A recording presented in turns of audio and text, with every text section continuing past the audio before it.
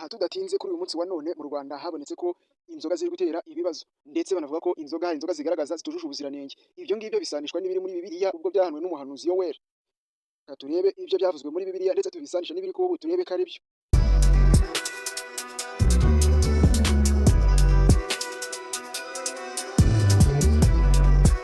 Aha tudatinze kuri uyu munsi wa none mu Rwanda habonetse ko inzoga ziri gutera ibibazo, ndetse banavuga ko inzoga zigaragaza zitujuje ubuziranenge. Ibyo ngibyo bisanishwa n'ibiri muri Bibiliya ubwo byahanuwe n'umuhanuzi Yoweli. Reka turebe ibyo byavuzwe muri Bibiliya ndetse tubisanisha n'ibiri kuba ubu turebe ko ari byo. Muri Yoweli igice cya mbere umurongo wa mbere, umutwe w'amagambo aravuga ngo Yoweli avuga uko inzige zateye igihugu. Inzige nta zindi Yoweli yarashatse kuvuga ko hazatera ibintu byinshi bizonona ubuzima bw'abantu, ndetse bikarangira biteye ikibazo gikomeye cyane, kandi bivuga ko abantu bari buzabe cyane. Tudatinze kadusome ijambo ry'Imana turebe icyo ribivugaho. Ijambo ry'Uwiteka ryaje kuri Yoweli mwene Petuweli. Icyo ni igice cya mbere. Ijambo ry'Uwiteka ryaje kuri Yoweli mwene Petuweli rimubwira amagambo menshi, rimubwira ibizaba ku bantu, bimubwira inzige zizaza kwangiza abaturage.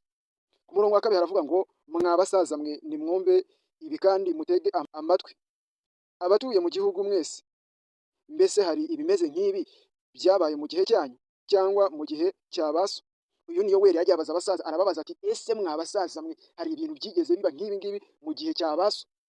Kuko impamvu abazaga mu gihe cya ba se ni uko umwana uko byagenda kose atabura kuba yaraganiriye na se. Yarabazaga ati se iyo makuru hari mwarigeze mwarumvise?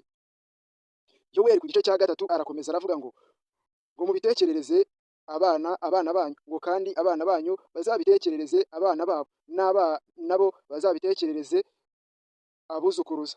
Arababwira ngo ibintu bizaba mwebwe abo turi kuvugana ubu, arababwira ngo ibizaba muzabitekerereze abana banyu nabo bazabitekerereze abuzukuru. Arakomeza ku murongo wa kane aravuga ngo ibyashinganwe n'umurima byariwe n'inzige.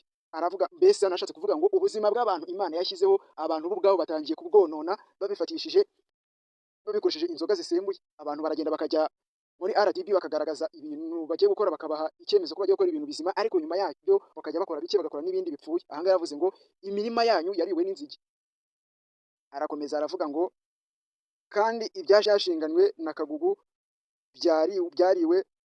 Aha yaravuga yarashatse kugaragaza yuko ibintu byose byakozwe n'abana b'abantu bo ubwabo barimo barabyonona. Abantu bari gushaka amafaranga ariko ubuzima bakabutera ishoti. Dukomeze ku murongo wa gatanu avuga ngo nimukanguke mwa basinzi mwe, murire namwe banywi b'inzoga, mucure umuborogo murire vino iryoshye, kuko muyiciweho mu kanwa kanyu.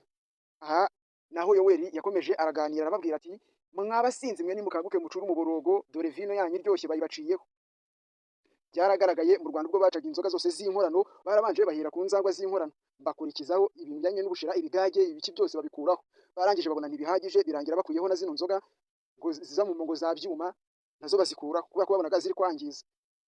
Aya magambo yavuzwe na Yoweli mu by'ukuri arimo arasohora. Ashobora kuba yaravuzwe kera, kuko aha ngaha turi mu isezerano rya kera. Isezerano rya kera ryavuzwe mbere y'ivuka rya Yesu. Mbere y'ivuka rya Yesu, ubwo urumva ni nyuma gato yo mu 1500 Yesu atarabaho. Ariko kuri uyu munsi wa none muri 2026 nibwo ubuhanuzi busohoye, aho uyu muhanuzi Yoweli yavuze ngo nimukanguke mwa basinzi mwe, murire namwe banywi b'inzoga, mucure umuborogo murire vino iryoshye, kuko muyiciweho mu kanwa kanyu.